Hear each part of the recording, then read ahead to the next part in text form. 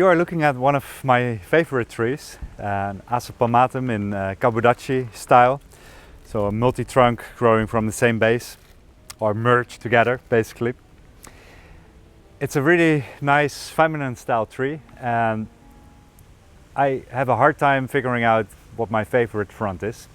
This is definitely one option. It's planted in the pot that way as well, where the main trunk grows towards you initially, but then moves up and the current apex is growing away from you. And rotating it around, another option for the tree in terms of the apex which is growing towards you. This is the current front, but actually there's quite a few branches that grow straight towards you, so perhaps not ideal as well. So actually I'm thinking of taking a part of the apex out right here, so that a new apex will be led in this direction again, which actually makes this the ideal front. The main trunk is growing towards you. Instead of an apex that's growing away, you have a new apex that is growing towards you. So that's a change I want to make today. I'll remove some small dead branches as well, and the tree needs a repot. It's planted in a very small reo pot, imported Japanese handmade pot. But I do think it's on the small size. It's fine for the health of the tree, but actually I think it's better to have a slightly larger pot, not much, but a little bit larger, because it just adds a bit more visual stability to the tree. To me, would the wind be blowing right now, the tree would look like it might fall over. It really doesn't. It's quite heavy, but for the visual stability of the tree, a slightly larger pot will be nice. I would look for the same color, same shape, just basically one size larger.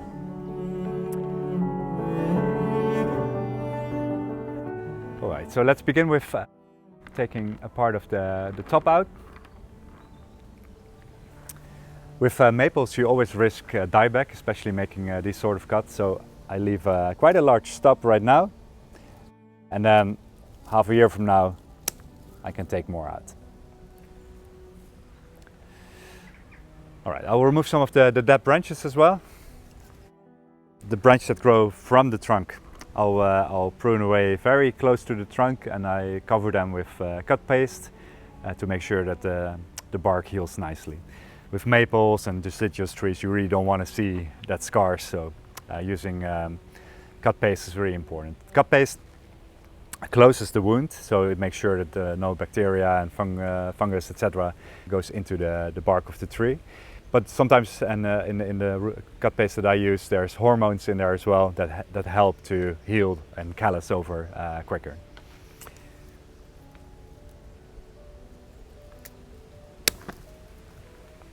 I don't think I mentioned it already, but it's fall right now. You can see the leaves falling down. Also the tree is already lost about half of its leaves.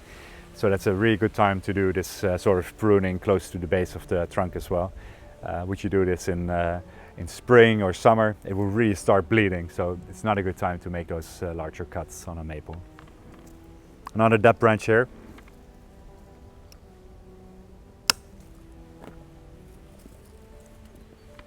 And one more here.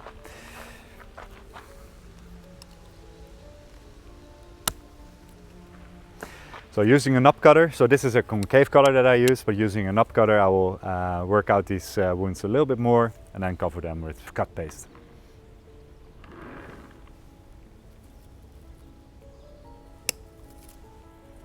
So some parts in the tree have developed a little bit stronger than other parts, so I will prune a little bit today as well, but that's just to redistribute growth and set it up for a good growth in the early spring again.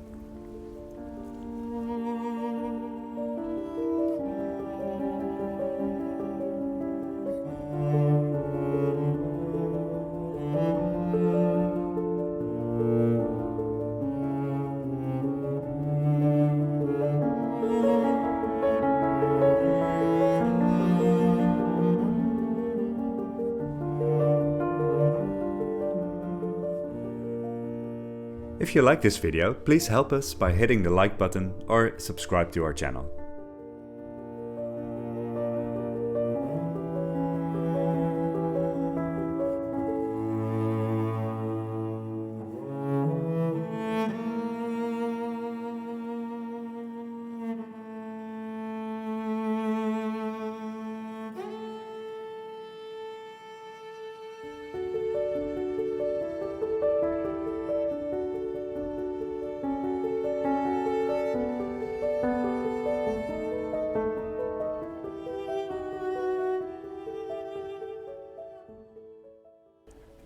Right, so it's early spring right now, which is the time to do the repotting of this tree. The repotting is absolutely necessary because it's planted in quite a small pot. So I have a bigger pot that I bought. It's a Japanese handmade Yamafusa pot. So these handmade pots are absolutely stunning.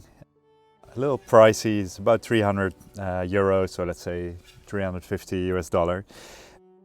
But I think a good price for the level of the tree as well. After all, bonsai is a tree placed in a pot, a potted tree, so the pot is at least half part of the composition, right? So investing in a good pot definitely makes sense.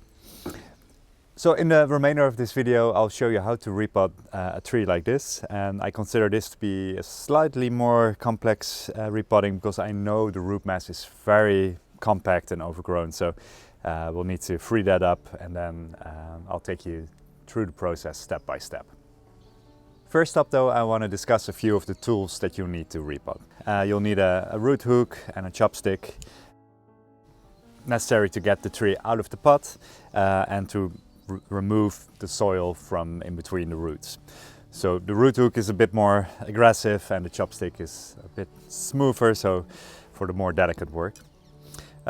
Then some scissors, standard scissors to remove some of the older and larger roots.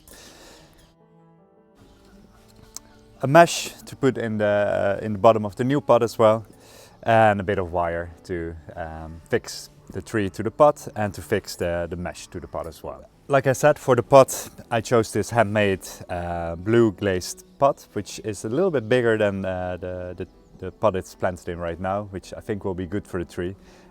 The visual balance right now for me is that the tree is unstable in the pot, so the pot is a little too small and too light to sustain a tree this large.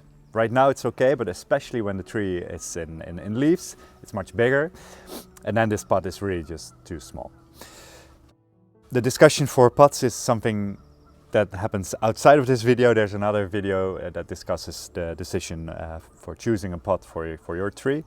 So I won't do that here, but I'll talk a little bit about why I chose this pot. The color of the new pot is slightly different from the existing pot. This is a bit more bright, and this is, I think, more like a blue color, which I think looks better on the maple, especially when it goes into fall with that nice red color of the leaves. As for size, I think this is the ideal size. I could have even chosen a larger pot, but I think for now this will absolutely be fine.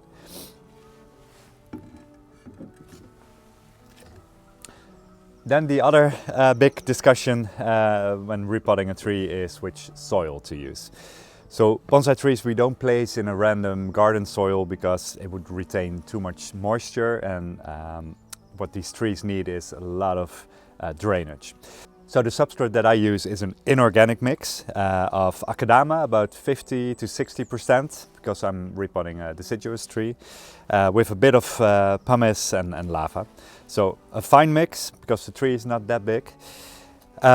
Would this be a conifer tree, I would perhaps use a little bit less akadama and a bit more pumice and lava, because the akadama is the part of the mix that retains most water. So for a deciduous tree, especially going into in summer, I don't want to water this tree 3 times a day, for example. So I need a soil that retains a bit of water. It's a personal decision as well. If you want, you can even add a tiny little bit organic matter in as well, like 10%. And what that will do, it will retain a lot more water in your entire mix. So be careful not doing that too much. I don't use organic matter, so just the inorganic mix, 60% akadama and 20% pumice, 20% lava. The soil debate is always going on, it's always changing. It depends a little bit on the tree species, like I said, but with this standard mix, I think you can't really go wrong. The akadama is a Japanese imported clay, a baked clay, so it's widely available at bonsai stores. And the pumice and lava, you can substitute with local varieties as well. So what I use is focal strat, which is a very similar mix, but anything like that will do fine. So one more thing we need to discuss regarding the topic of repotting is timing. A tree like this, a deciduous tree, we repot right before it starts to activate in spring. So right now I'm based in the Netherlands, so it's late February going into early March almost. And you can see that these buds are starting to activate and become a little bit bigger. This tree is on time, like I could also repot it 1 or 2 weeks later, no problem. But you don't want to repot when these buds are already really opening up and leaves are pushing out, because at that moment the tree needs a lot of moisture, and if you just repot it, it's much harder for the tree to get all that moisture in. Another reason we repot before the tree is completely active is that once it starts growing, all the damage you do to the roots gets healed very quickly, and that way we prevent all kinds of issues like fungal issues, etc. So timing, it's early spring, and depending on where you are, that could be February, March, even a little bit later.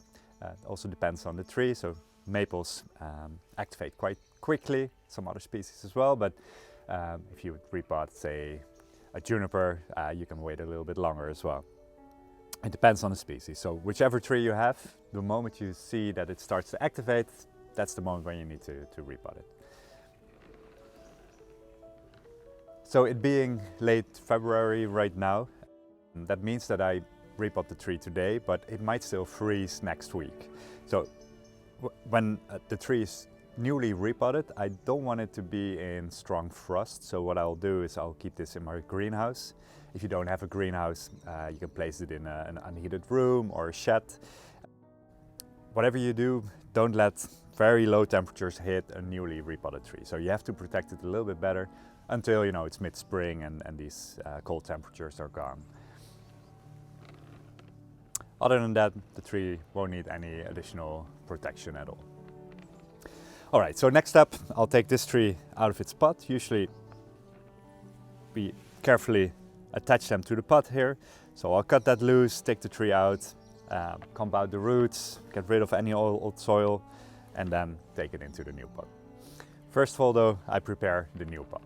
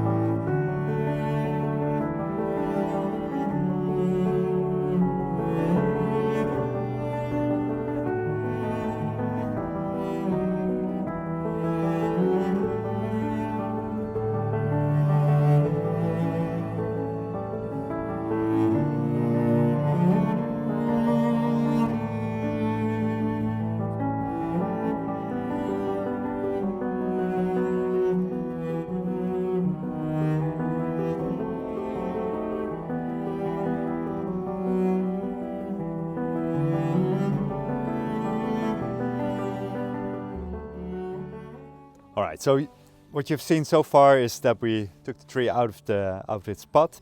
A lot of roots were circling around the interior of the tree, so we hacked a little bit through those.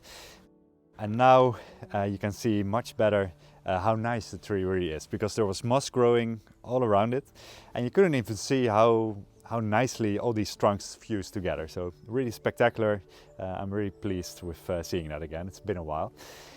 Especially for someone just starting out with bonsai, repotting can be a bit scary, especially when you start pruning roots, and also the only way to get that old soil off is by really hacking into these original roots with chopsticks and also with the root hook. But you need to be a little harsh on the tree because we need to get rid of that old soil in order to be able to add new soil to it. A more mature tree like this one has a very fine root system already, so it's a little easier in that sense.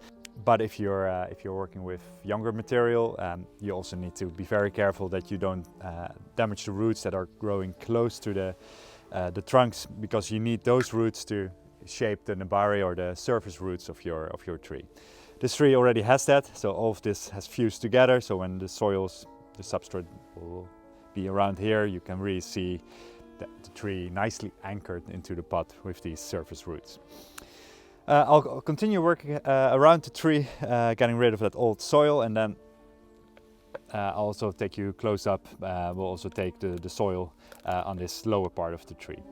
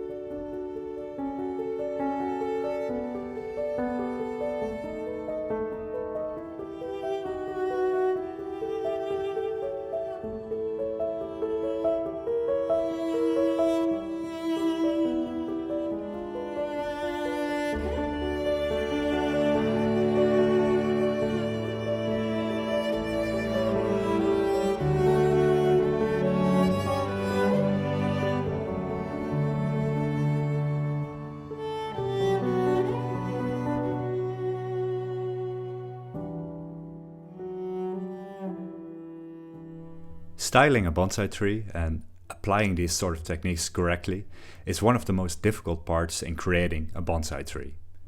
You can check out our YouTube channel for videos about these techniques, but perhaps also consider enrolling in one of our online bonsai courses. Here, expert teachers explain all the relevant techniques in detail, and as a student you can also ask questions directly to the teachers. Each of our online bonsai courses have free previews available in the curriculums. Simply go to bonsaiempire.com/courses.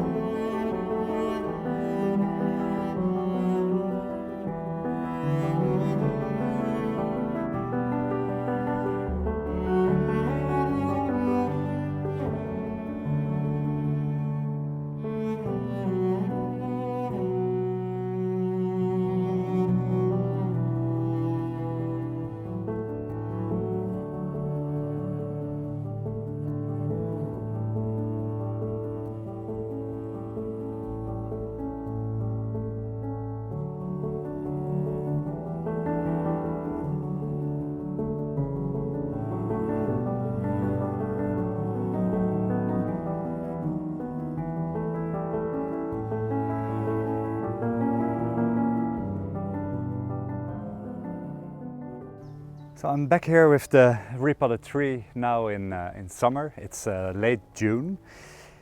And as you can see, the tree is not doing super well. There was some strong growth in the beginning of spring, so I did a bit of outer pruning, but not that much. And then a few new shoots also emerged in the last month, but I'll take you for a close-up to the leaves as well. The leaves look a bit spotty, not very vivid green, so you can really tell that the tree isn't super happy. And another thing that happened, same story, is that a few branches died off completely. So this one is gone, this one is gone, this one is gone. All happen to be on the front of the tree above each other, so it really sucks. A few other branches on the interior also died off. So the tree is in a bit of a struggle. But I am optimistic, and I don't think there's a big problem going on. I don't think there's a serious fungus or there's no disease or anything. It's just that the tree would have done better if we would have repotted it a year earlier. So it is what it is. It can happen to everyone, experienced bonsai growers or beginners. Sometimes, a tree just doesn't do what you thought it would do. For today, I'm going to prune these dead parts out. They're really completely dead, so there's no point in keeping them.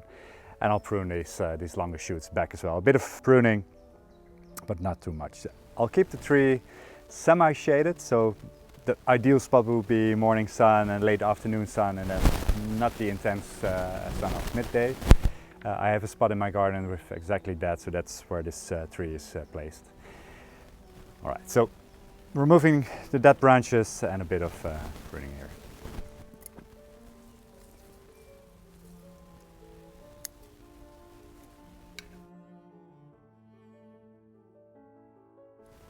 So I'm pruning back to either a previous bifurcation or to a set of leaves. So.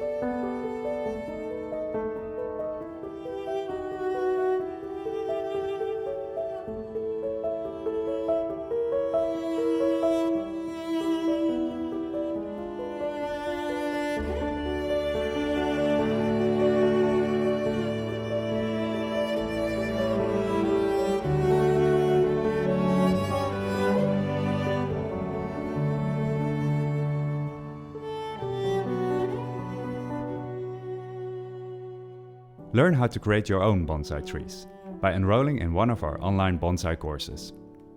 We explain techniques like pruning, wiring and repotting, and you can ask questions to the teachers. For the curriculums and free lessons, go to bonsaiempire.com/courses.